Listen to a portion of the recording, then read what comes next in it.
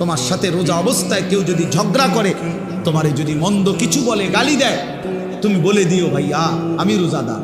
রোজাদার গালি দেয় না, রোজাদার ঝগড়া করে না ভাইয়া, রোজাদার নাফরমানি করে না। ফালিয়াকুল ইন্নী ইমরুউন সাইম।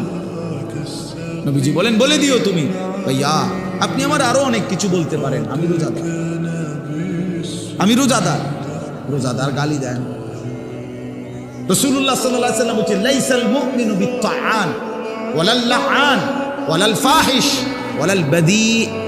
এটা হাদিস। নবীজি বলেন মুমিন খোঁটা দানকারী হয় না।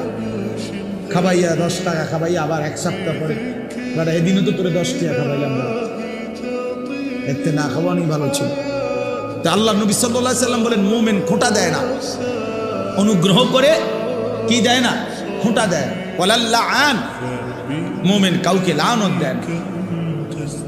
ওয়ালাল ফাহিশ, মুমিন অশ্লীল কথা বলে না। ওয়ালাল বাদী, মুমিন নোংরা চরিত্রের হয় না।